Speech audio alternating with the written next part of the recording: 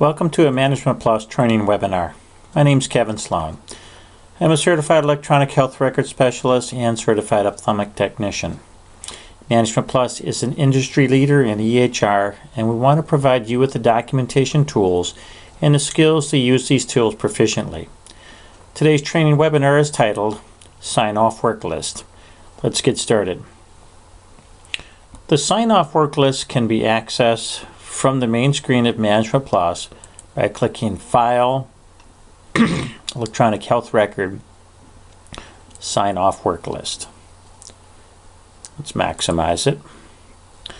By default, there are no filters set when you open the Sign-Off Worklist. You can see there are no filters set by looking right below the list of names in this lower left corner, and there are no filters detailed below. This is primarily designed for physicians to finalize their records.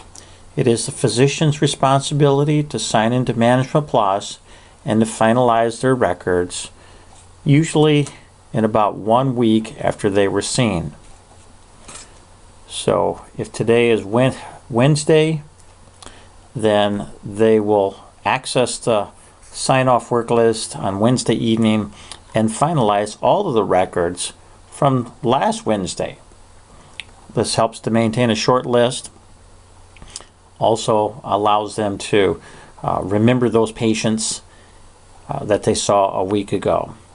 The reason for waiting for 1 week is to give the billers time to post the charges that they need, and if anybody needs to access that record, say it's a surgery patient, to create any word merges for H&Ps and so forth. They can create those, save them, and also if test results needs to be imported as well, you would want to be able to have them do that without having to unfinalize the record. So give them a week. It gives everybody time enough to do this. This is not the only usage of the Sign-Off Worklist, as I will demonstrate in just a little bit.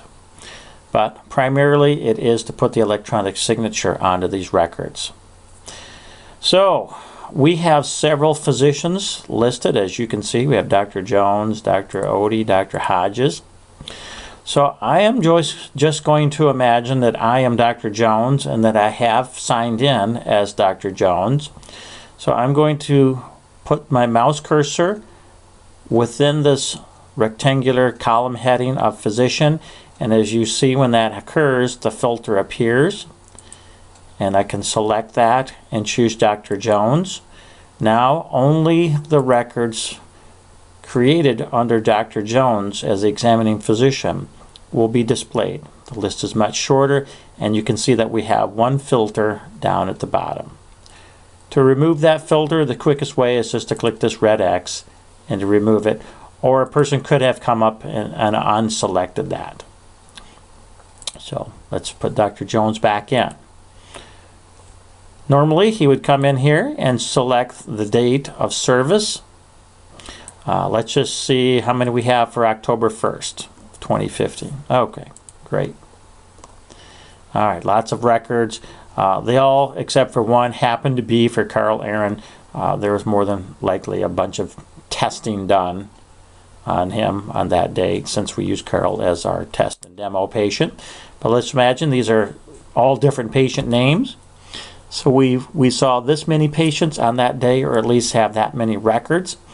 You can see that there are several different, or a couple different visit types. Some offices will not finalize their correspondence. It doesn't hurt to finalize the correspondence. Offices will have tech-only visits and other template arrangement types. It's entirely up to the preference of the office administrator and managers to decide if these records should be finalized. Essentially, only really the exams that contain patient medical data really need to have a signature, since those are the ones that you are publishing to the portal.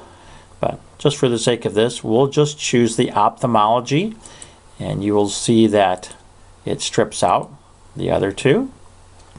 The description, you could filter those out, but they're going to be so unique that it's not really worthwhile. And then for the status, you want to filter so that you have records only with a blank status. Because if it needs something done, like this one here, it's going to show that in the status.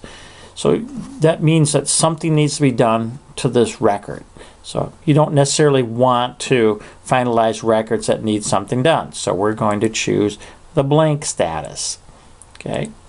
So we have this physician, this date, this visit type, and that status, and you can see that all of those are down below. If you were to close out the sign-off work list by clicking the red X and then to go back into that, all of those filters will still be applied. So just be aware of that. If you finalize these records and then come back in, if you are not paying attention, you may think you have no records to finalize because these filters are still in here, but naturally you'll want to come up and change the date of service to the next date. So you will want to actually take a quick look at this and make a decision. Do I want to finalize these records? Yes or no? Is there anything that I need to review on this? Yes or no? If you do need to review the record, you can right click on the one you want to review and choose Review Narrative. And that will show you the narrative for that record.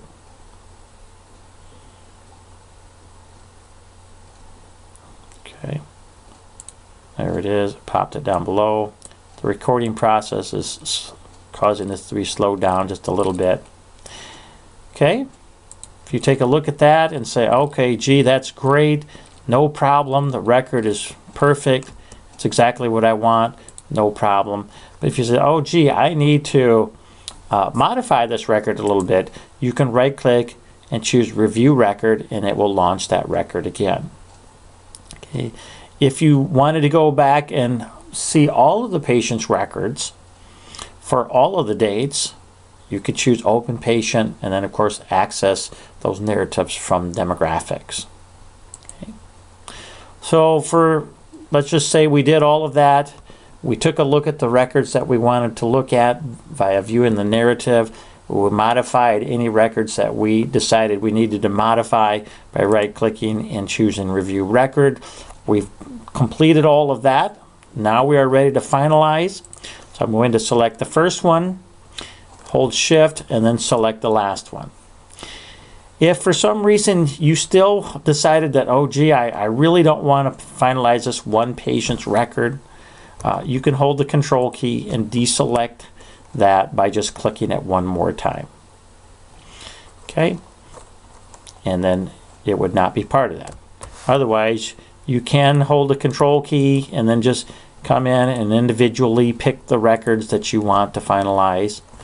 Or as I mentioned, you can click the first one, hold Shift, click the last one, it will select them all. Now if we right click, choose Finalize Record, just a few seconds, they will disappear. Okay, those records are now finalized. They are not on the sign-off work list. All of my statuses are still there. Okay, as well as my other filters are still there. So status is blank, ophthalmology exam, date of service 10/1, and Dr. Jones. Okay, I can come back in here, select another filter of a different date. Okay, I don't have any records there, don't have any records here, none there. Okay, now we've got one here. Okay, as you can see, as I add more dates on, more records appear. I can deselect those dates and those records that have that date will disappear. So all of our filters down at the bottom with our status and the other filters will display. You can select multiple dates here. As you can see, we're getting more and more and more records all the time. Okay.